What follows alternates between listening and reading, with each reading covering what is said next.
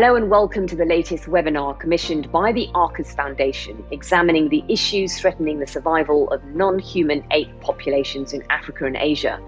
State of the Apes, Killing, Capture, Trade and Conservation is the fourth volume published by Cambridge University Press.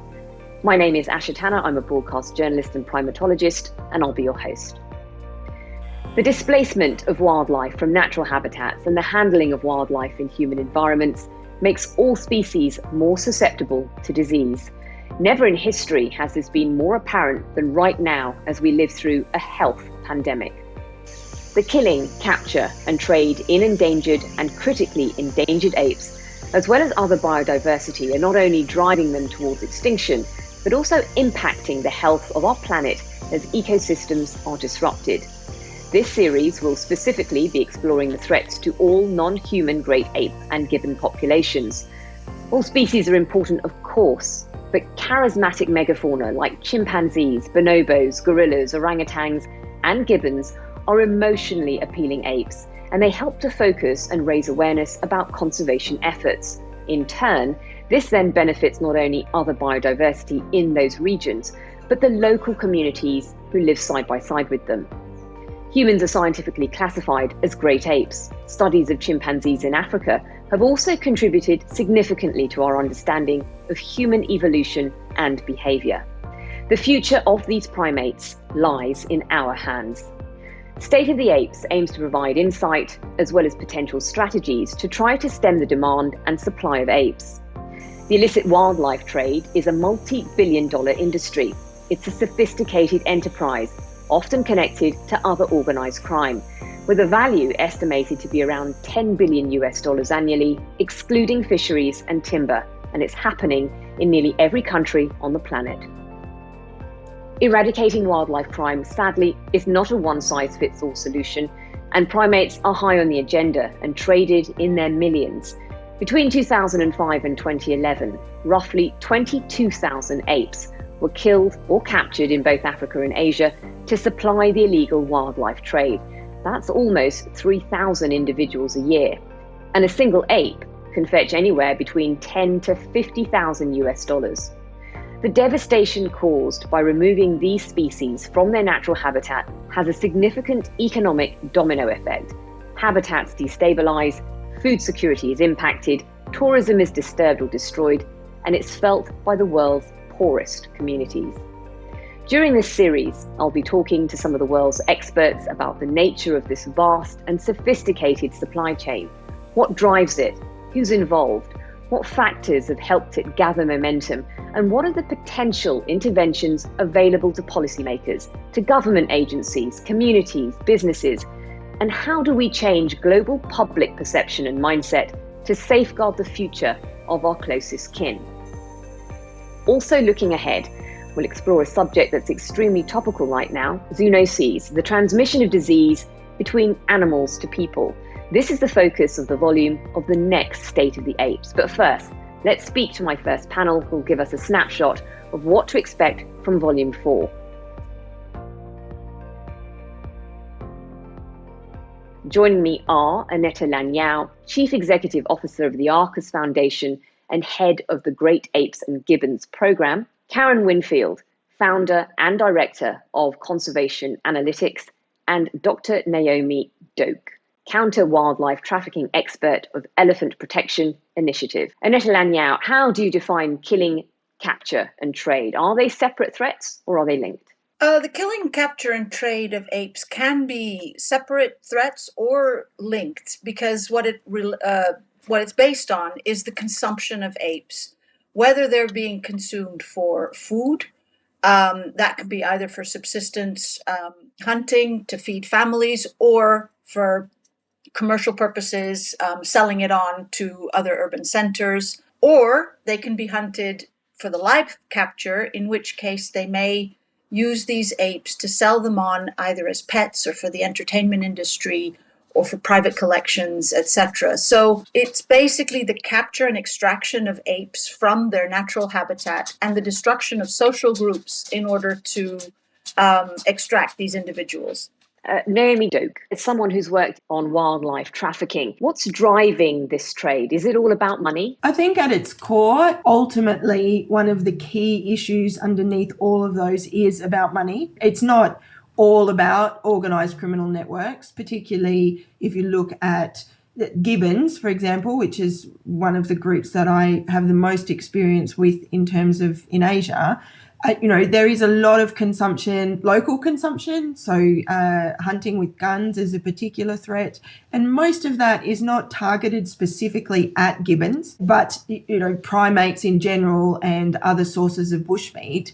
And in a lot of cases, then most of those individuals are used for local consumption. Now, that could be the individual who hunted them or for that person to sell them into a local market. Ultimately, that is about money, but it's also about, providing an income for a family and food for a family. It's not all about organised international trade. There is a lot of that, primarily for the pet market, more so than anything else, particularly with gibbons. And, ultimately that is about organised criminals who are driven by money. But I think, it's more complex than just saying it's all about money, because for everybody, money represents something different. While that sits at the core of a lot of the trade, it is not as simple as that may sound, particularly when we talk about the international wildlife trade, because even with those organised criminal networks, ultimately there is a monetary driver behind the individual who is the hunter. I think there are also lots of other reasons that people are prepared to take the risks, particularly when you're talking about countries with conflict or limited law enforcement, where wildlife issues are not as much of a priority as they are as other criminal activities. And so the risk involved for that monetary reward can be really minimal and outweighed, the return outweighs that risk. No one wakes up one day and just says, right, I'm going to go and poach a gibbon or an ape, unless there is a monetary reward behind that. I think it's complicated also by resentment for protected areas, displacement of people in the past, perhaps a level of dissatisfaction with law enforcement efforts around protected areas or limited access. But you don't wake up and want to take the risks involved with capture and killing of these animals purely because you're annoyed that the park is there. That there needs to be something more than that. And more often than not, that extra bit is money. Karen Winfield, Naomi Doak spoke there about the illegal trade, but apes can be traded legally. Can you explain how that's possible and also how that's also being exploited? Yes, so under CITES, international trade is allowed for non-commercial purposes. So if you're a zoo, you can trade to another zoo for breeding purposes or for educational purposes, as long as there's not a primarily commercial purpose to that animal being traded. And so this is the way that savvy wildlife traders also get around it. We had instances when we were doing work in Indonesia where brokers would say, just find yourself a zoo that is willing to act as a broker for you, and we'll be able to send the animal to you that way. That's the most risk-free way, because then it's actually legally being exported. So that is one way that apes are being transported out of Asia into the UAE in particular. There's a couple of zoos that act as brokers in that area. Annette Lanyao, the demand for apes clearly isn't ceasing at any stage. Why do people buy apes? I think there's a number of different drivers behind the ape trade. I think first, one thing that's important to say is that all apes, whether it's the great apes or the smaller apes, including the gibbons and the siamangs, are endangered or critically endangered everywhere where they are found. And so any hunting or capture from the wild is illegal, and they are protected in every single country where they are found to occur. But they are hunted, and in some places they are hunted for food or because they are problem animals and could come into somebody's field and destroy their crops or steal the fruit from the fruit trees or so on. So they, for a farmer, they can be quite destructive and problematic. So in that case, there may be an incentive to kill them. And apes are large animals, so if you shoot an ape, you generally have a lot of meat on that animal as well. So it can be a desirable food source. The live capture is, of course, driven by other needs. People either keep them as pets. Young apes can be very cute and very manageable and sweet and affectionate, and people like to have them around. They're amusing because they're like humans, and so they're comical. And so people enjoy having young apes around as pets. As they get older, they become less manageable, very strong, sometimes extremely dangerous. And so then they are no longer as cute and useful to have as pets. And an ape is a long-lived animal. They can live for many decades. And so you can only keep them as a pet, really, for the first few years of their life. And after that, they are put in cages or chained to a tree or, kept somewhere where they can't harm people. There's other uses of apes as well. Tourists like to have their photographs taken with an ape, a small gibbon or a baby chimpanzee in their arms. And that has fueled quite a strong demand for young animals who then, after a couple of years of work, get put in a cage or killed or got rid of in some way or another. And then there's the extraction of apes and the live trade for zoos, unaccredited zoos, circuses, entertainment facilities, safari parks. And there's increasing demand for apes because they're an important draw for the public. And people like to see apes. And so zoos and safari parks and attractions like that like to have apes on display. And so that's another driver of the live trade. Habitat loss, we know, is the biggest threat to all biodiversity, and there is urbanization among people as the population is growing. Are we in danger of losing touch with nature, and how do we reach people? Well, I've just come back from 2 weeks in Coral Bay, so I don't think there's much chance of me losing touch with nature. I get out there as much as I can, but as a society as a whole, I definitely think that is the case. When you can see it through the pandemic at the moment, we wouldn't be in the situation we're in now if we had a proper connection to nature and we weren't consuming nature at the rate that we are and exposing ourselves to zoonotic diseases. It is tough when you look at a lot of the countries where these species originate. I think there is an issue with the countries that are, or the cultures and the groups who are the primary consumers. But I think also, that's a very different audience to try and connect back to nature than, say, the individuals who are removing these animals. And if we're talking mostly about the pet trade, for example, how you change that behaviour, how you provide economic incentives not to engage or to report criminal activity or to really connect with and value these incredible resources, this biodiversity and these species that ultimately I think we are all stewards of. I think in a lot of those countries, they're still not at a point where nature conservation is even remotely on the list of priorities, because particularly at the moment with the impacts of the pandemic, just surviving is the priority. And it is incredibly hard to sit sort of from a privileged position and ask other people to put nature first.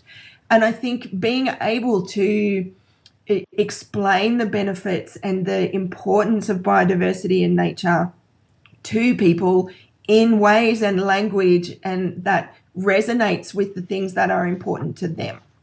The understanding that not everybody sees what we see when we look at one of these apes. Not everyone sees the qualities and the characteristics that we value. They see something very different. And, we have to be able to understand that and think and put ourselves, as cliche it is as it is, in their shoes and understand what is really driving, their willingness to engage in these activities, and how do we address those?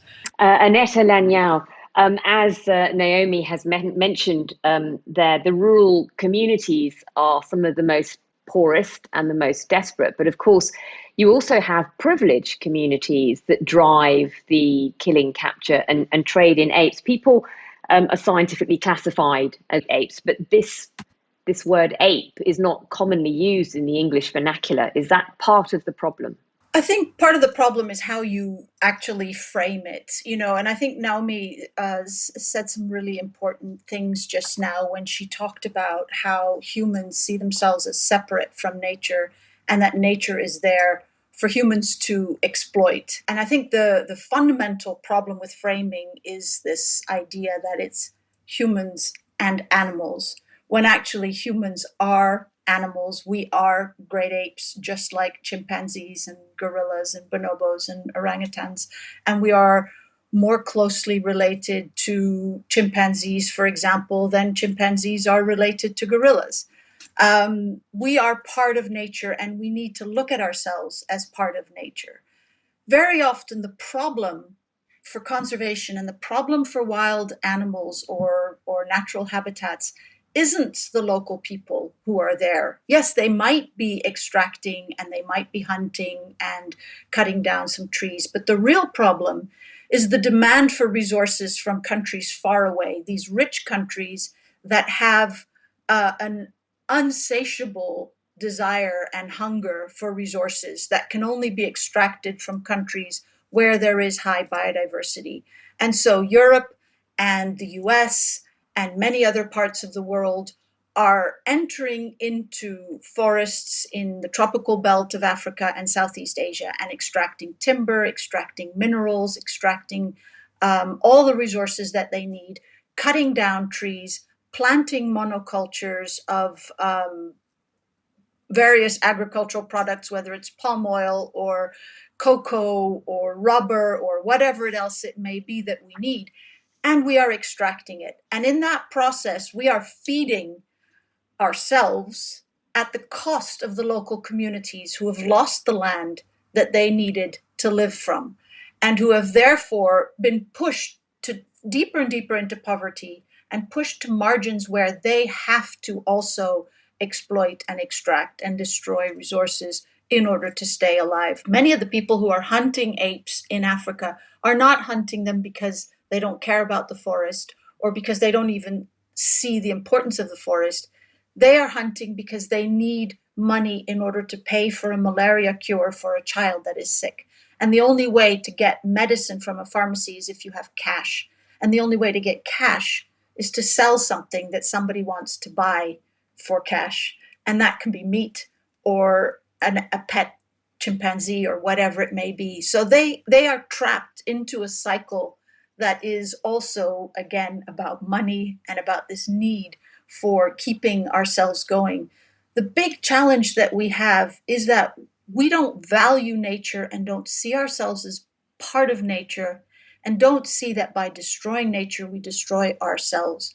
And so this hunger for resources, this hunger for constantly extracting and economic growth as this thing that we all believe has to happen, and we keep growing and growing and more, and there are limits to what the planet can produce. And there has to be at some point the realization in this intelligent species that we think we are, that there is a limit to how much we can grow and how much we can extract before we destroy it all. And that really is what's required for conservation to effectively take place. Now we focus on protecting areas and helping people find alternative livelihoods that don't destroy nature, that don't destroy wildlife populations. But that understanding has to happen locally and in the countries that are driving this extraction of resources from across Africa and Asia. The biggest threats are habitat conversion.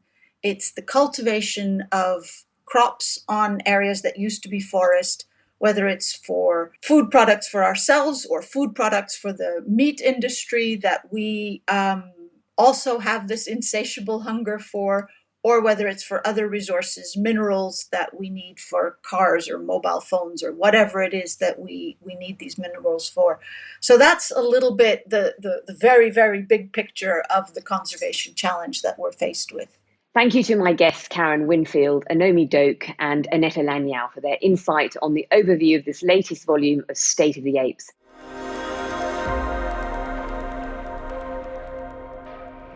The illegal trade in live apes is a sordid business involving many players and big spenders. It is primarily profit motivated to supply the demand of exotic pets and provide subjects with the entertainment industry in zoos, circuses, and safari parks. This growing multi-million-dollar commercial enterprise operates on an international scale. Weak law enforcement and corruption in host nations make it easy for traffickers to abuse loopholes in trading live apes. Non-human primates are highly social creatures and live in large family groups. To abduct just one live ape, usually an infant, is a very violent and traumatic experience for any surviving apes, as group members are killed trying to protect the target. All great apes are classified as endangered or critically endangered, and while this illicit trade is widespread, this is not the case for prosecutions. Joining me to discuss the live ape trade are Carmela Llano-Sanchez, founder and program director of IAR Indonesia Foundation, Emily Drani, co-founder of the Cross-Cultural Foundation of Uganda, James Winard, co-founder and legal director of Legal Atlas, and Annetta Lanyao, chief executive officer of the Arcus Foundation and head of the Great Apes and Gibbons program. Carmela Llano-Sanchez, you've been in Borneo for 20 years running a rescue, rehabilitation and reintroduction program. Can you share some of your findings as to how the apes end up with you?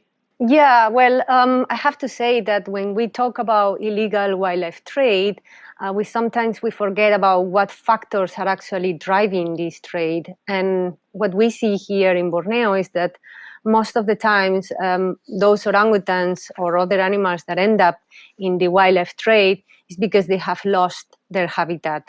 And deforestation is a major driver of illegal wildlife trade. So we see a lot of opportunistic hunting and opportunistic pet trade. People might end up finding an orangutan really in the back of their garden because, you know, the orangutans are being pushed to enter in villages and enter plantation, raid crops. And that comes with another problem, which is conflict. Human-orangutan conflict is just aggravating because of the fact that orangutans are losing their home, their habitat. And sometimes these killings of orangutans is just the reason because they are raiding crops and because they are being a problem for communities that depend on those crops to feed their families. So it's not wonder that they retaliate against orangutans. Sometimes when these orangutans happen to have babies, and these babies end up in the trade and or kept as pets, but usually in very poor and awful conditions, like chained up or in small cages. So those are the orangutans that end up in our center for rehabilitation. Emily Drani, there are cultural differences between attitudes of people in Africa and in Asia. What about your experiences of this trade in Uganda? In Uganda, we're hosting about 5,000 chimpanzees and about 400 mountain gorillas. And the cultural significance of especially the chimpanzees is in relation to them being totemic animals. So they're linked to particular clans and totems. But in some cases, they are used for traditional medicine, especially for bone setters. We have medicine cultural practice, traditional medicine practices around bone setting. And in that, they use the bones of chimpanzees because chimpanzees are known to be quite strong. And there's a belief that if you use their bones, then the healing process will be quickened. But then they also use a bone which is crushed and mixed with other substances to make traditional medicine. But very similar to Indonesia, you'd not find the chimpanzee targeted by poachers or hunters, as we call them traditionally. They have been exposed because of deforestation. So chimpanzees were not even seen some years ago, but now because of deforestation, they're more exposed, and there's a lot of cooperating, and they're actually in the community. And of course, the question is, how do you protect chimpanzees that are outside protected areas? So the cultural value attached to them, on the one hand, is protective because they're associated with cultural identity as totems. But on the other hand, they're also seen as part of traditional medicine. They've been very rare and quite difficult, I believe, to access previously. But now that they have been exposed, the risk of them being used for medicine or targeted for hunting or being caught in traps, which are set for antelopes and small animals like warthogs, is higher. It's also opportunistic. You would not find necessarily market for the body parts of a chimpanzee in Uganda, maybe across the DRC, because we're neighboring the Democratic Republic of Congo, where the tradition of actually eating chimpanzees and primates is much higher than in Uganda. That's a practice that many would say is not an indigenous practice here. But because of migration and assimilation, the values are changing, and the culture is also changing.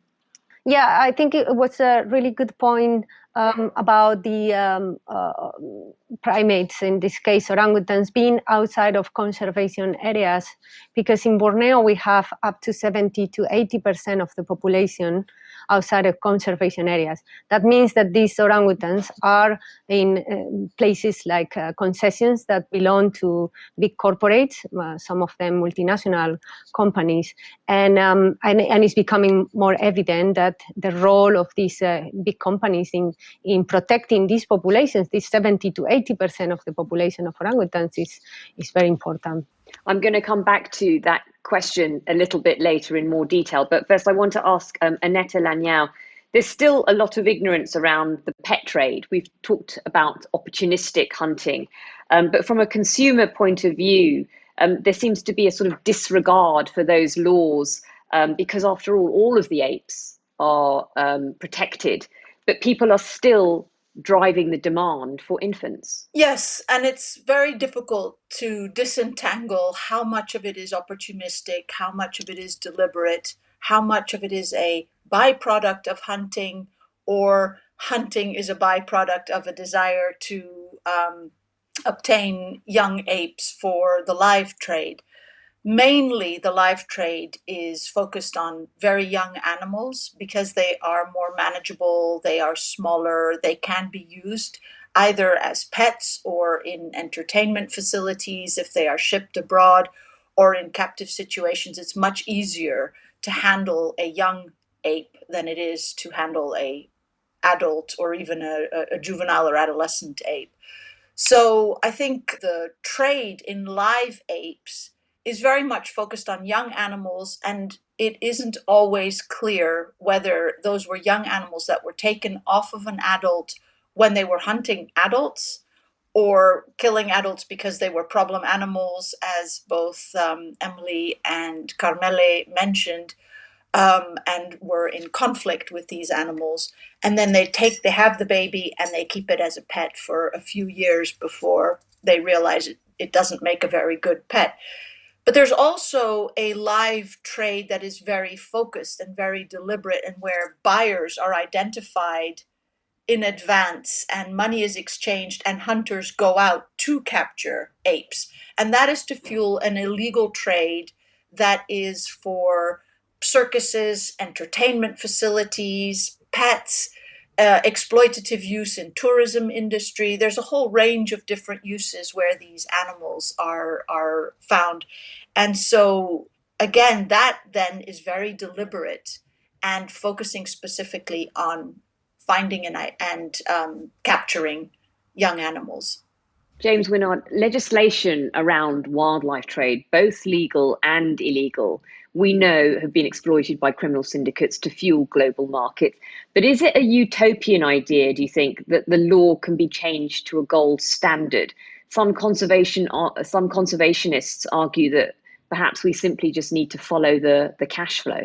Well, no, I don't think I would agree with that statement. I think that expecting that the law is going to answer all questions is also unreasonable, but that doesn't mean that the law can't be substantially improved. There are, just listening to the examples that everybody's talking about, what you'll see if you look at the law is a fair concentration on certain parts of the trade chain, almost to the exclusion of the rest of it. So you'll see in every single country something about hunting. All of these species, as everybody's mentioned, are expected, are protected, except for some gibbons in some of the countries. But otherwise, they all have a protected status. But what you won't see is any regulation dealing with the online advertising. You will see very little that actually regulates how they're managed in a captive bred circumstance. You won't see regulations dealing with pet trade hardly at all. So there's substantial room for improvement, but we shouldn't expect, of course, that it would solve all problems. That the law is not meant to do that. Of course, it's meant to give us the best playing field and the best foundation that we can hope for. But then ultimately, there are many other things that need to come into play.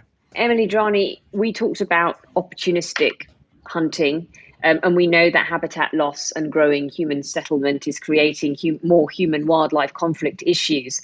But often these demands are driven by the wealthiest of nations for resources.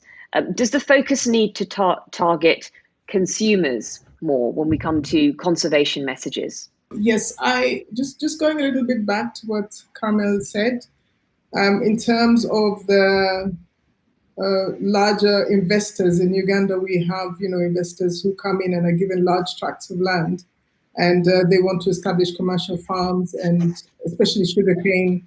And in the process, they actually destroy large tracts of forested land where there are chimpanzees. And the question is about their corporate social responsibility, because that is not taken into account because they want to be given incentives to invest. So if we're looking at the question that you've raised about the consumers, in Uganda, the consumers would be these large investors who come with which government cannot turn down. At the same time, they don't follow the guidelines in terms of restoration of forest cover that is destroyed. The ecosystems, of course, are not protected.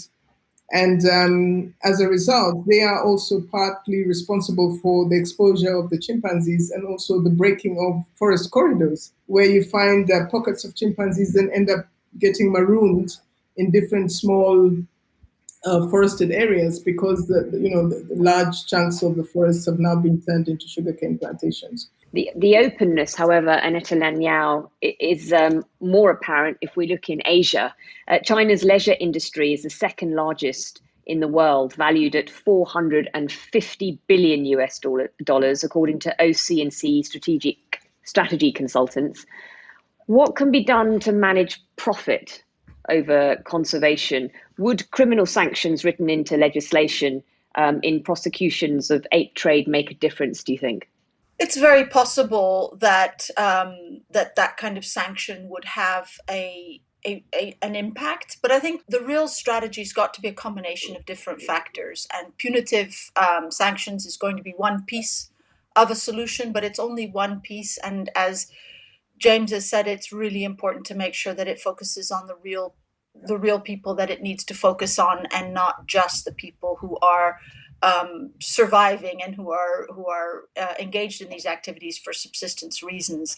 I think, though, in the example that you've given on entertainment facilities, what's really important is public perception and the sense that this is okay to see orangutan boxing matches, or to have a selfie taken with a gibbon sitting on your shoulder, or whatever the exploitative use might be of the ape.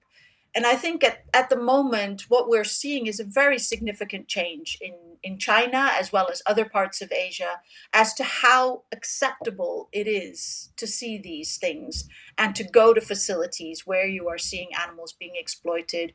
as public perception changes and as people's tastes change and they feel like this is no longer okay, then the profit margin goes down, right? Then people don't make money from it anymore, and that will change. That will lead to huge changes in how this is done. It takes time, and there's a lot of animals that are suffering in the meantime. But I think it's a real issue of looking at the demand, and changing perception, changing attitudes, changing behaviors with respect to the demand. One thing I do want to really go back to, and Emily touched on this as well as Carmeli, about the real challenge for apes across Asia as well as Africa is the loss of their habitat or the destruction of their habitat, and then they end up being captured or in situations where they become problematic for farmers and so on. And so the real drivers of those habitat changes are industrial scale agriculture, whether it's for palm oil or rubber or cocoa or sugar or other products. It's extractive industries, whether it's mining or oil extraction or timber extraction. And it's infrastructure development, the building of roads, hydroelectric dams, and all sorts of other infrastructure, which allows people to enter into forests and enter into areas that used to be very remote, very distant, and that now suddenly become accessible and can be exploited in ways that they weren't exploited before. And each of those topics are subjects of the series of The State of the Apes, where the volume brings together the expertise of a whole range of different people to look at each of those threats, as is this one that we're discussing today, the killing, capture, and trade of apes. And I think what's really important is that you shouldn't focus just on politicians. You shouldn't focus just on companies. You shouldn't focus just on local communities or the scientific community. Everybody needs to be aware of these issues, and everybody has a very specific role that they can play. And it's only when all of those roles are being fulfilled that we can really start talking about sustainable solutions. And so what's important is examples of best practice where people are trying to find that compromise that we were talking about earlier, of still harvesting resources, but in a way that's not destructive to the habitats and the wildlife that are found in there. And that really is based on the mitigation hierarchy, where you always start with avoiding harm and then mitigating harm as much as possible, and then restoring where you cannot avoid or mitigate. And practices of companies and industry and even people working on a subsistence level with that framework can get you quite far in terms of contributing to conservation and finding that appropriate balance. So I think that's a really important aspect to take into consideration. And stronger land use planning, looking at those areas of land that must absolutely be protected because they are very high in biodiversity or have an incredibly important ecological function to play, and then looking at which areas of land can be exploited in different ways to ensure that the wildlife can continue to survive.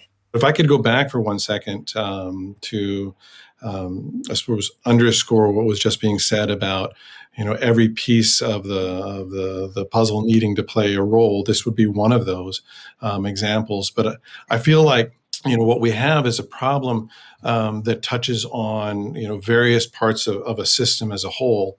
But what we don't have is a system that responds necessarily as a system. You have you have entities, government agencies that are all responsible for one part of it. And they may or may not have all of the tools that they need. So one of the solutions needs to be making sure that each part that does play a role has the tools that it needs. So when it comes to simply just wildlife trafficking, one of the tools that needs to be there is, related to online trade.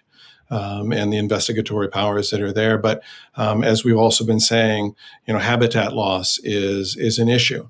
And that really doesn't have much to do at all with the criminal side or with the standard, areas of wildlife trade law that we've been talking about. It's more embedded in environmental impact assessment law, or even in mining law, or some other extractive industry area. And do they have something in the laws that can mitigate against those issues. Or maybe it's some other piece of the puzzle, but what you don't really have is a system that then responds as a system. You don't have in most of the countries even a wildlife task force where they would be bringing together the various agencies that are involved so that they can engage in the exchange of information, whether that's dealing with confidential information in the context of a criminal investigation or just otherwise understanding the problem as a whole. Uganda is one example where they actually have a wildlife task force that's in operation. But in one of the reports that we did in prior to the chapter that we worked on for this publication, The State of the Apes, of the 17 countries that we looked at the time, there was no legal foundation in any of them for that kind of integrating system. Right? I think the last point that I would make in all of this is that there's an awful lot of focus on criminalization when really the vast majority of what the law can do and what the problem is really all about isn't about criminalizing things. It's actually about better management. It's about understanding what parts of the puzzle are actually in play and how do we give the proper mandates to the various entities that are involved. Ranging from things like public awareness to embedding the mitigation hierarchy in your environmental impact assessment legislation. Those kinds of things all need to be looked at as a whole if we expect there to be a change. Doing one thing in one area is more than likely not going to achieve what we're looking for. Thank you to my guests, James Wingard, Carmela Llano Sanchez, Emily Drani, and Annetta Lanyao for their insight on the live ape trade.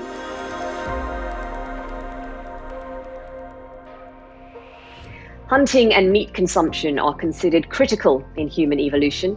Anthropologists say it's helped with the development of our brain size, intelligence, learning, and social behavior. Today, wild meat hunting remains integral to many poor rural communities for subsistence. They need protein for their cooking pot. But the commercialization of wild meat hunting has a darker side.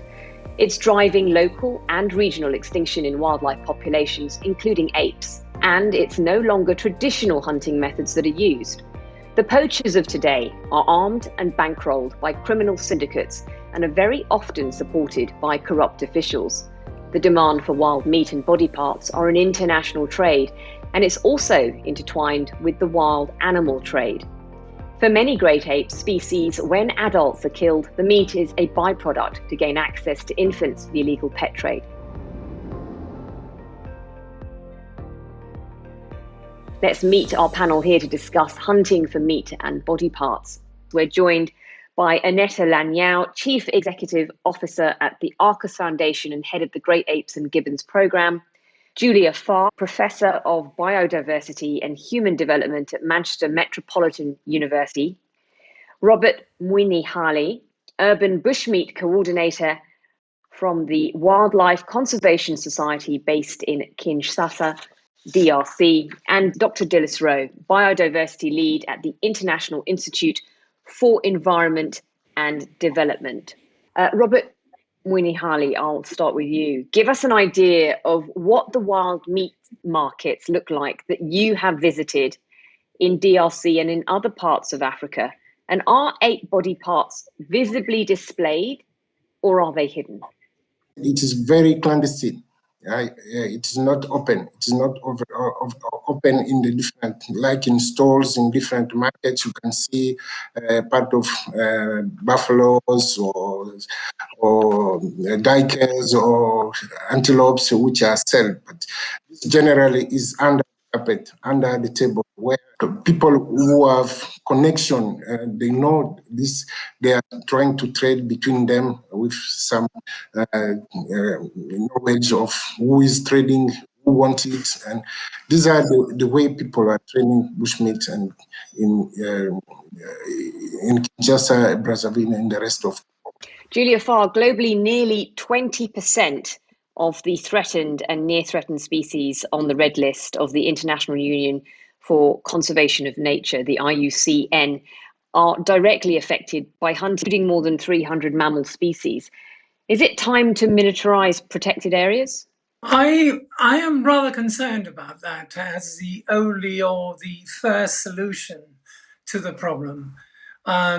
Some areas could do with better protection or perhaps firmer protection, but I always believe, or certainly the people that work with me, that there must be a way of actually undertaking conservation with the communities that are concerned in those areas.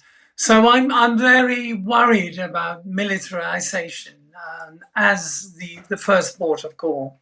At Dilys Rowe, Julius advocates for working with communities. What strategies have you seen work on the ground with local people where they have seen wildlife as a benefit? That's what it comes down to, finding strategies where people do see wildlife as a benefit and where they really feel that they have a stake in that wildlife and therefore are invested in its conservation. So one of the most common strategies to use, particularly with great apes, is tourism, because there's a huge demand for tourists to go and see great apes, and they're prepared to pay a lot of money to do so. But one of the challenges associated with tourism is that quite often a lot of the revenue doesn't get to local communities. So they still sort of fail to see that it's a benefit. They can see that these apes are making money, but they're not necessarily making money for them. So one of the things that we've been doing is sort of really trying to make sure that local people are able to benefit from tourism through small-scale enterprises or through other benefit sharing schemes, and to really sort of recognise that the people coming to see apes can generate significant livelihoods for them and support their livelihoods in ways that are much more sustainable than getting involved in hunting and poaching. Annette Lanyao, it's very easy to point the finger at rural communities. Often it's the poor farmer who needs to feed his family or to sell bushmeat in order to earn money to look after his family again. But if we look at the bigger picture here, if we look at the illicit trade that is often embedded with crime syndicates, that's where more focus needs to be pushed. I think it's important to recognize that apes, great apes and the small apes, are protected in every country where they're found.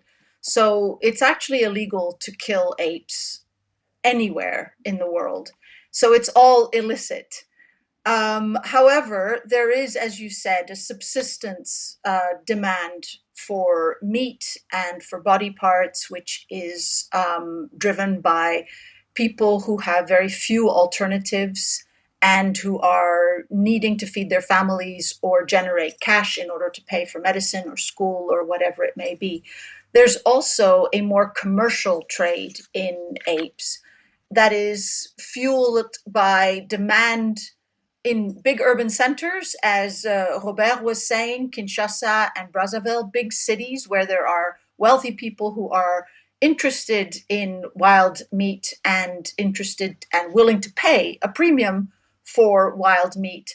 And then there's a demand in the diaspora of people living much further away, but where they still have a cultural attachment to meat that they ate perhaps as a child or that they are familiar with. And ape meat, as well as other types of meat, have also acquired a certain prestige. So because they're expensive, because they're rare and difficult to get, it can be prestigious to serve this meat at the table.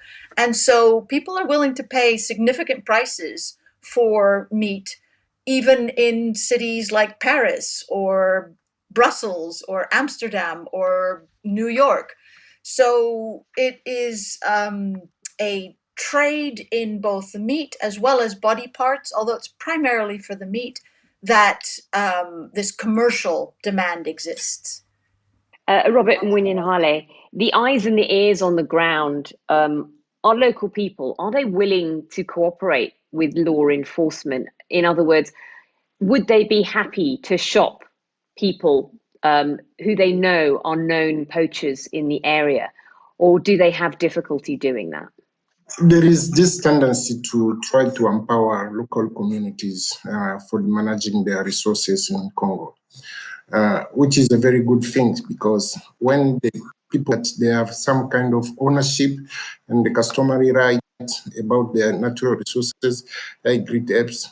That may work. This is what we are doing, for example, in Turi, to try to promote the forest community, where customary rights for communities are, people are entitled to have customary laws, customary rights about natural resources, including great apes. But this work deal with outsider.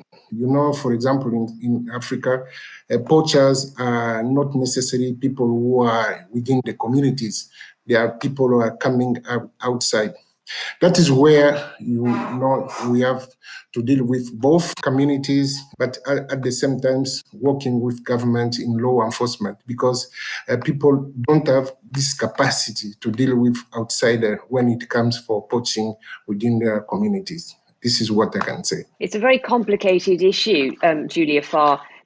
There's a term, viable alternative, that is often bandied about when trying to make a change in behaviour. But can a hunter ever really be a beekeeper long term? Is that sustainable? I think it's always very difficult to change people's ways of life. But there are examples in which hunters, the adage of hunters or poachers turned gamekeepers. There are many examples within Africa where, poachers have actually turned to protect areas that they are responsible for. But I think we are making strides in allowing people to take what they need from the land in a sustainable manner, and at the same time protect those lands against people coming in to poach their game. As Robert says, the issue sometimes is that there are outsiders coming into your land and trying to take what the land gives you. I think it is incredibly important to allow these communities of both indigenous peoples as well as rural communities to use the resources within the land in a sustainable manner. As Annette says, you are not allowed, it is prohibited to hunt certain species. And I think in general, most communities do protect, or rather not hunt, great apes and all that. But we must allow them to take enough from the land. Dilys Rowe, data indicate that poorer households derive a higher proportion of their income from hunting and consume significantly more wild meat. What strategies can be used to tailor, I suppose, or not necessarily change behaviour, but maybe to raise better education amongst local people as to the types of meat that they're using and how they go about hunting? Quite often, I think it's not really about education. Quite often, people are driven by poverty, and wild meat is the only source of protein that they have. So you can give them as much education as you like, but if there's nothing else to eat, there's nothing else to eat. But I think it quite often isn't poverty that's a driver of wild meat consumption. And I think that's something that we really need to think more about when designing initiatives that are intended to try and reduce that hunting and that consumption. Quite often, wild meat consumption is driven by cultural and traditional practices. It's also driven by health concerns. I mean, people think that certain species are more healthy and other species carry diseases. So, sometimes if you offer livestock, for example, just as a straightforward swap for the protein that they get from wild meat, they'll decline the livestock because they perceive it as being unhealthy compared to the wild meat. So really, it's absolutely critical to understand, what are the drivers of wild meat consumption, and not just assume it's because people are poor and there's nothing else, or because they're ill-educated, but really to understand in each specific context, is it your culture? Is it to do with the fact that you just want food from somewhere? Is it that you're hunting because you need money and you're trying to sell that meat? And then you can better design your initiatives to respond to those specific drivers. But a lot of these projects fail because they don't understand those drivers, and they make lots of assumptions about what they are. and they're quite often wrong assumptions. Annetta, picking up on what Dilys Rowe has said there about sort of engaging with traditional and cultural institutions, should that then be prioritised over law enforcement? I don't think we should grab one strategy and say this is the strategy that is going to solve all the problems. I think both Dilys and Julie said, this is a question of finding a number of different strategies and adapting the different strategies to the specific circumstances that you are confronted with. And I think you need to have, as Dilys was saying, a real understanding of what the drivers are, because it can change from one village to the next or from one household to the next. One person might be hunting because they need to sell the meat because they need cash, and it's the only thing that they have that they can sell, because many of these places, agriculture is very poor and there aren't many other things that they can sell for cash. So something that can be converted into money so that they can buy medicine can be a very strong driver for going out into the forest and hunting. For somebody else, it may be a question of choice. They like the taste of meat, or they believe that meat is healthier than domesticated animals. And for another, it may be because it's a tradition to hunt at this time of the year, or at this season, or at this age. In some places, young men go out and hunt because that is what they do at that age, at that moment in their life. And so you need to understand what the drivers are, and then you need to find out what are the ways in which you can, in a way that they agree with, change behavior. So whether it's changing practice, whether it's education, whether it's law enforcement, or whether it's providing alternative sources of animal protein so that they can feed their families or sell meat at markets and convert it to cash. Robert Muninhale, we know that corruption in many of these regions where great apes exist, as well as gibbon populations, is pretty bad. How hard is it to try and tackle this problem through the judiciary? And should we be looking at better record keeping and educating the law enforcement about the importance of trying to save these species? It is not necessarily law enforcement which works. It needs to be to work hand with other aspects. For example, in Ituri, we are trying to work with different hunters. Working with hunters, it means that to try to understand who are there, what they are doing, and try to work with communities for what we call the management of their land.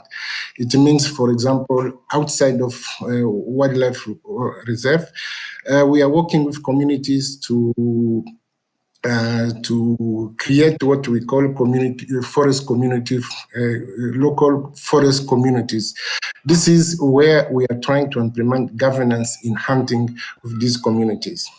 And within Okapi Wildlife Reserve, we are trying to do what we do, the zoning. It means that we are setting a part where hunting will be authorized with special method to avoid to try to increase the sort of governance within this protected area. So it means that when people are outside the norm, outside the rules, they can be inside punished or sanctioned according to rules where people set themselves. This is the way we are trying to work with communities. Thank you to my guests, Robert Muninhale, Julia Farr, Dilys Rowe and Annetta Lanyao for their insight on hunting for meat and body parts.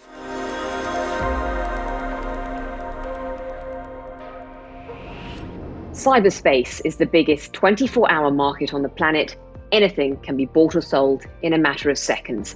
It is also the perfect breeding ground for all types of criminal activity, including the illegal wildlife trade. The internet is also notoriously hard to police. But investigations have found that those very same algorithms actually connect illegal operators faster than it takes moderators to disable their content. Presently, there's no law that forces big tech to hand over its users' content to law enforcement. Accounts are simply shut down, and those same users are then free to open another one. Social media is also the fastest way for members of the public to share news or images. Popular content can be seen millions of times over on various platforms in all parts of the world. Becoming a viral success is what most everyday users aspire to achieve. Cute images and videos of exotic species with people holding them as desirable and attainable mascots. This is contributing to the demise of wild populations. Here to discuss the relevance of how social media is impacting the killing, capture and trade of apes are Valentina Stackel, Senior Communications Specialist at Greenpeace USA, Dr. Liana Chua, Reader in Anthropology at Brunel University in London, and Dr. Sian Waters, IUCN Primate Specialist Group Vice Chair of the Section for Human-Primate Interaction. Welcome to all of you. Liana Chua, I'll start with you. Smartphone usage in developing countries is often a lifeline of communication for many communities. The figures are quite staggering. In Asia alone, 870 million people use Facebook, 1 billion people use Instagram. That's a massive audience. Evidence has suggested that most sales are initiated through social media. Do you think the illicit trade in apes has weaponized the internet? Yeah, thank you. That's a really interesting question and an interesting way to describe the role of social media in this particular trade as well. I think it has to a certain degree, in the sense that, as you noted earlier in your introduction, social media in particular has specific viral properties and certain algorithmic properties that really sort of come together to generate certain kinds of images, but also misconceptions about what apes are, in a way that they can actually then very easily fan demand either for apes themselves as pets, for example, or encourage certain kinds of encounters that people then desire in various ways. For example, if you think about, people's desire to go and hug or get into close proximity with cute apes, cute orangutans at zoos or at entertainment centers. It's much, much easier now than it was in the past to actually find examples of these and to sort of feel the sense that you are entitled somehow to move into to try and find ways of facilitating these encounters. And I think there's also this question of how the use of social media and the use of smartphones in particular have just made it much, much easier. We could even say democratized access to illegal trade markets in rural areas, which are the areas that tend to feed this demand for apes, for various other animals that really shouldn't be taken out of their environments. And so, yes, you could argue that because of this combination of virality, because of the algorithms of social media, it's now made it much easier for both buyers and suppliers to get in contact with each other, either indirectly or directly through various networks, and to sort of facilitate this trade. But having said that, I think I'd also add that social media can also weaponize, or can also be weaponized in quite a different way, which is that it can also be used in various ways to disrupt those sorts of movements, that kind of trade. And I'll give you a really quick example. This isn't directly related to trade itself, but there was just a few days ago, there was this incident on Facebook, on Indonesian YouTube, I believe, where a bunch of young lads, in a rural area in Sumatra, filmed themselves basically manhandling a monkey, a mitre-leaf monkey, which is endangered, on this riverbank. And I think it was very much, part of this wider attempt to go viral, to get lots of likes for what they were doing. They're basically having a laugh and having a great time. Now, what was interesting was that after this went onto YouTube, it went viral, it got its likes. It also then received a huge backlash from various members of the public who actually saw this and thought, actually, this is not right. And so they were then instrumental in reporting this particular incident. And eventually, these guys were tracked down by the wildlife authorities and arrested. So I think that's another really interesting example of how, social media doesn't just get weaponized to facilitate illegal movements of animals. It can also be weaponized in very different ways to disrupt those sorts of movements. Liana Chua painted a very graphic image there of the backlash that can come when people feel that wildlife is being messed with, I suppose you could say. But we all have a responsibility to wildlife, and that can sometimes come in the form of memes, love them or hate them, or with celebrity images with exotic animals that can be retweeted or shared millions of times over. These are very commonplace on social media. Why is this a problem? Some people might argue that those images are just a bit of fun, unlike the incident that was described. Is this an opportunity for conservationists to use social media as a platform to drum home a stronger message if they are unhappy about these types of images being used? Yeah, absolutely. I think this is a really interesting question because let's talk about memes for a second. So everybody kind of is familiar with memes. It's usually an image with some text that conveys some sort of feeling or some sort of story. But if you really boil it down to its essence, a meme is what we like to say, a unit of culture that then gets spread from person to person through sharing on social media, through our phones, through WhatsApp groups. And what's important to realize is that humans, we understand the world around us through stories. And if memes are tiny stories that make sense of the world, if we, for example, see apes dressed in cute human outfits, or especially human and ape interaction, we begin to understand that as desirable, as normal, as something that's attainable. And that's where the danger lies. But actually, I would like to use another example of something that's more of a viral video. I think there's so many examples of this, especially about cute animal stories and things like that. But I don't know if you remember a few years ago, there was a baby chimpanzee that was rescued from the Democratic Republic of Congo. And the video that was posted was, I believe, a pilot and this holding this baby chimp as he's flying away from, the chimpanzee's original habitat. His parents had been killed by poachers, and he's sort of holding this baby chimpanzee and kissing him on the head. And this video had millions of views. And it was actually posted by the sanctuary, I believe, where the chimpanzee ended up. So what is the issue with that? Of course, it was probably well-intentioned. It probably got a lot of attention about poaching of chimpanzees in that region. But what it also did is, let's look at the story. It's a classic hero's narrative, right? The pilot is the hero in the story. He's saving the chimpanzee from poachers. But as soon as you introduce this human to ape relationship, the viewers, this is what they see, right? They see that they themselves could potentially be the heroes in the story. They could rescue apes and chimps. And that's where the problems start happening. There's lots of other examples of this. For example, you mentioned celebrities. Who could forget Bubbles, Michael Jackson's chimp, even made into a statue by the famous artist Kunz. And these kinds of things, and even today, for example, Justin Bieber had a very famous incident with this little monkey that actually got taken at the border when he was trying to enter with it in Germany. And these kinds of things teach us and tell us, as much as we share them online, that you too can have, own a pet monkey, and that they make good pets, that they can be a loving relationship between humans and apes. When in reality, what needs to be spread is the message that we need to protect these animals in the wild, and that this human interaction with animals is actually not safe or good.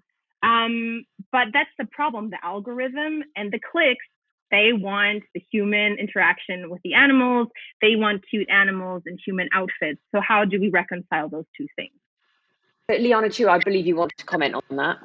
Yeah, I just want to follow up on this, this question of what happens to seemingly well-meaning images that often get taken by rehabilitation centers, for example, that are, actually trying their very best to do a good job of saving apes or rescuing creatures that need help. I think one of the problems that I've certainly encountered in my research is that a lot of these images and a lot of these bits of video footage can actually acquire very problematic afterlives that these organizations don't necessarily anticipate when they're actually taking the footage. So, to try and come at this example of the pilot stroking the chimp's head and, rescuing from the other side, from the perspective of people on the ground.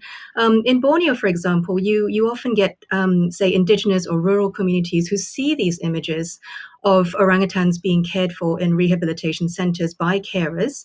And there are two things that happen here. One is that they think, oh, all right, then, so it's okay to have, lots of close human orangutan contact because these people are basically caring for and loving for the apes. That's great. Why can't we do it ourselves? The second sort of complication that often arises is that you then get this sense of resentment because sometimes in some communities, especially where there are tensions with conservationists and rehabilitation centers, they then get this impression that there are double standards at play here, that there are these foreign conservationists who are allowed to come in and take care of these apes and treat them as pets, whereas if they, as villagers, keep apes as pets, they immediately get confiscated. They get into all sorts of trouble with the wildlife authorities and police.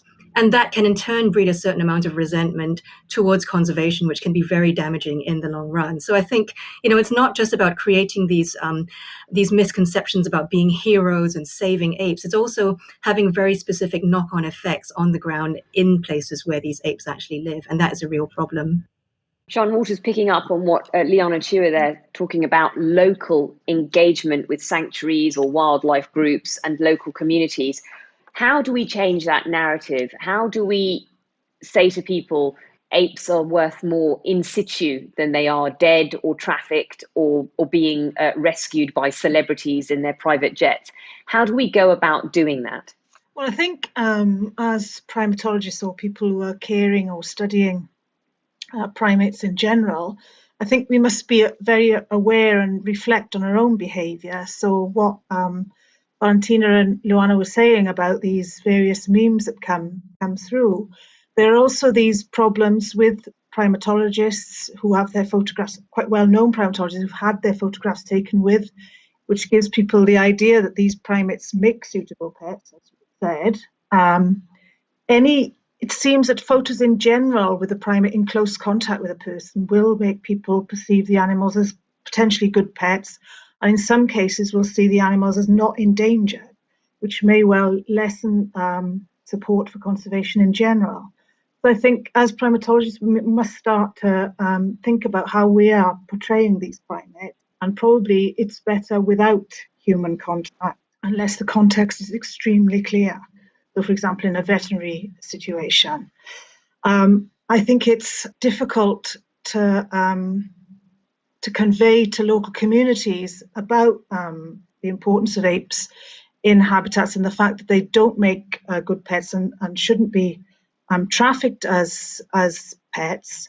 When you have people in some rescue centres who are, complaining about the trade in apes as pets when they're actually holding a young ape themselves. So I think we have a long way to go within the profession in order to understand how we impact on local communities, as Liana said. I think in some instances, local communities may well think that we think as primatologists, as conservationists, that the apes are more important than they are. And I think it's absolutely imperative that conservationists look at that from the community's point of view. And every community will be different. All of this stuff will be place-based. It will very much depend on the area, on the culture of the local people, social makeup of the communities, etc., etc. And I think the other mistake that we often make is that we treat communities as an amorphous mass, as something that isn't made up of lots and lots of different groups. Because just as ours are, they're not just a community of hunters or subsistence farmers. There are lots of different small groups in between, in amongst those. So I think we need to do our social science research, looking at those communities, understanding where they're coming from and how they understand, perceive, and value primates and apes in particular, before we can begin to really make any headway in that respect. Valentina Stackel, social media platforms are known in technical terms as the enabler, because they're hosting the content. There's no law which makes these platforms provide law enforcement with details of the users who are violating wildlife legislation, and this is because of private policy issues. Do you think there needs to be more action to lobby more social media platforms? The fact that they have signed up to certain pledges doesn't go far enough. That's interesting, because while on one hand, I do think that these social media platforms can probably do a lot more on these issues, there is, of course, the issue of culture again. And as long as we don't change the culture and the stories that we tell each other about what is right and what is wrong when it comes to these apes, we can't necessarily get to the goals we're trying to get to. And I'm going to use a very specific example. It's very specific to the West, but Tinder. Tinder is an online dating platform that a lot of people use in the West and actually around the world that involves a lot of swiping. I'm sure you're familiar with it. Now, how does this relate to what we're talking about? For a while there, a lot of men who were on these websites started posting pictures of themselves with tigers. So there's a lot of these roadside attraction places in Thailand and other countries, even in the US, where you can take a picture with a tiger that is subdued, a baby tiger, etc. And these pictures were everywhere, so much so that it became a trope. These men probably were thinking that they were portraying, they were cool and adventurous, but what it was turning into was sort of this idea that this was sort of ridiculous, and they were trying a little bit too hard. And after a bunch of articles in the New York Times about this, etc., Tinder actually put out a blog, which is not necessarily enforceable, but sort of a new policy requesting that the members of the site do not post pictures posing with any tigers or lions or any other big cats due to the exploitative nature of these images. And while I think that the reason why there is much less photos like that on that website now isn't necessarily because of Tinder's policy, I actually think it's more because our culture shifted around this and our narrative shifted around this. So while originally sort of the meme or the picture of this, single man with a tiger was something that presented desirability, it flipped on its head, right? And it became something that you did not really want to be a part of. So I think it's a combination of these platforms changing their policies and also enforcing them. But I think also it's culture that needs to change. And actually, we can use those same platforms to change that culture and to change the story. Primates are found in, sadly, more and more fragmented forests now. And the forests are cleared for a number of different reasons. Many of the reasons are due to big companies coming into habitats to clear either for extractive industries or for timber. How do we use social media to pressurize big companies to try and stop the problem of apes coming into human settlement because their own home is being destroyed? We see primates in a different way to other people. We assume that other people see them the same way, and we assume that other people will understand our meaning and the fact that we want to raise awareness about primates without thinking about what those photographs mean to other people when they lose context. I mean, that is the whole crux of the matter, when they lose context, which they so easily do on social media, as both Leanna and Valentina have said. I think we must, before we post a photograph, we need to reflect on how other people will perceive that. Because it's not about the message, it's about how that message is perceived that is the most important part of this. So if the context isn't crystal clear, then I would really, really ask the primatologists concerned, whether they work with captive primates or wild primates, to really think about posting that photograph on a public, in public, on a website, on social media, or anywhere else. We all have them. Keep them to yourself, but don't post them where they can go viral and lose all context. Thank you to my guests, Liana Chua, Sean Waters, and Valentina Stackel for their insight on social media. As the world struggles to deal with the fallout from COVID-19, there are still many unanswered questions about how exactly this outbreak started and what was the precise zoonotic origin. Following an investigation by the World Health Organization, the WHO, it claims the Chinese wet market in the city of Wuhan in Hubei province is still the most likely place for the outbreak. The current novel virus is a timely reminder of the complex links between the health of nature and the health of the human population.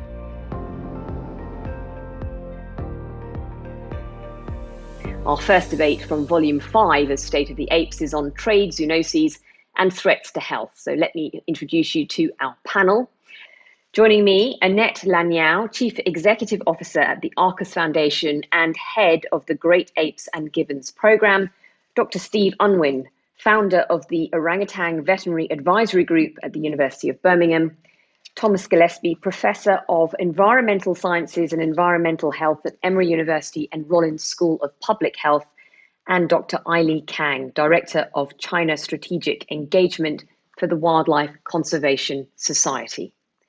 Thomas Gillespie, I'll start with you if I may. What exactly is zoonoses, and can disease transfer happen both ways? Thanks for that question, a critical one. So zoonoses are pathogens that can jump between species. In our various fields, we use different terms for the directionality, but in the most general sense, a zoonotic pathogen is one that can jump between species to us, to humans, or from us. Steve Unwin, the pandemic has had a devastating impact on public health, but it's also crippled economy. One study from the journal Parks found that countries undermined conservation decisions rather than supported them following the pandemic in an effort to boost the economy. Is this a surprise? Based on human behavior, no, unfortunately, it's not a surprise. I think because we're dealing with a pathogen, and following on from what has just been said from Tom, pathogens don't know direction, and so therefore they also don't know geopolitical borders. And I think when we're trying to deal with these sorts of global issues, such as the pandemic, we need to just be better when we're looking at the social, ecological, as well as the economic factors, because at the moment there is no cohesive global policy on that. And the virus doesn't care whether you are in the United States or Brazil or the UK. So we just need to get better at doing that. Aili Kang, the virus started in China, and as somebody who is based on the ground there, the wet markets were shut down pretty quickly. But what's the kind of likelihood of them reopening in the future? I think it's not really. I'll be very positive. I think China make a bigger decision. It announced a ban last year in February to ban all the terrestrial animal for consumption. And that is the top ban, which means there won't be any, let's say, just to clarify, the wet market is not only for wildlife, it's also for some of those other livestock. So I split that separately. For the wildlife related market for consumption, I don't think it will be reopened, at least for another 10 years, because China suffered for twice, not only this time, but also in 2003, the SARS. So I think we will remember. Is it slightly cynical of me to say that perhaps this trade will be driven underground? Some of those will be on the ground for sure, because there's people's design as nature. But I think the biggest markets already closed, and the illegal trade, the scale of illegal trade also, I think, reduced significantly. But we should be cautious for the future. While people started to be not very careful and forget these big issues, I think some of those illegal markets may recover in an unfortunate way. So we need to keep an eye on that seriously. Annette Lanyao, what role does culture play in live wildlife markets? And is it prolific? Can we change people's behavior? I think we have to understand that all over the world, people hunt for food. It's not something that's unique to either Asia or Africa. In Europe and in the US, people hunt for food as well. And so in many cultures, there's a desire for those foods that are found in those countries. Now, in places where apes occur in the wild, there are some cultures who consume apes because there's a preference for it. But in many cases, it's also because apes are relatively large-bodied animals, and they can be opportunistically hunted when people go out and hunt for food. And they can capture an animal that's large and it has more meat on it than a small animal. So there's always an incentive to go for the larger animals. So it's not always that people specifically hunt for apes because they want apes. Sometimes they're just hunting for food and they will capture whatever they cross paths with. But apes are in some places, either in Southeast Asia or in Africa, desired because of their taste or because it's seen as a prestige animal that is endangered. It's rare, it's hard to come by, and it costs a lot of money. So it is valued in that respect. So in those cases, there are obviously cultural drivers that are incentivizing people to hunt for apes. Behavior change communication, which is education programs and communication that is focused not just on raising people's knowledge levels, but actually trying to change behavior and incentivize behaviors that are less destructive of nature and perhaps even positive and contribute to conservation, are strategies that are used to try and combat the illegal trade and hunting of apes and other endangered species. So there are and have been a number of successful campaigns that have tried to change people's attitudes and their understanding and their mindset. And I think Ailey spoke about the link between the pandemic and the wet markets and how there's now also a greater awareness of the risk of consuming animals that have been hunted from forests that are wild animals and the risk of getting diseases. And so those are all parts of the kind of culture and attitude changes that can have positive conservation impacts. Thomas Gillespie, Annetta mentioned their awareness. This isn't going to change overnight. So when animals are traded illegally, there is a lot of movement, and often they can be kept behind closed doors or perhaps on display in very close quarters with other species. What are your concerns about disease transmission?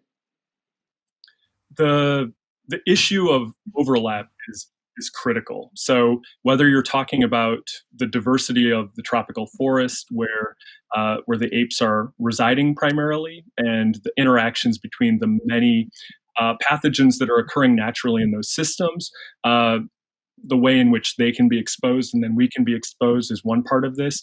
But then when we go into these settings where they've been taken out of the wild and that they've been taken into unnatural interactions with other species, we can see novel opportunities for pathogens to make a jump that would be a barrier that wouldn't be crossed in nature because those species may not overlap naturally or their behaviors in nature would keep them apart. But the process of being captured and being transported and being held may provide unique opportunities for exchange. Steve Unwin, we know that the plight of the orangutan and palm oil plantations go hand in hand.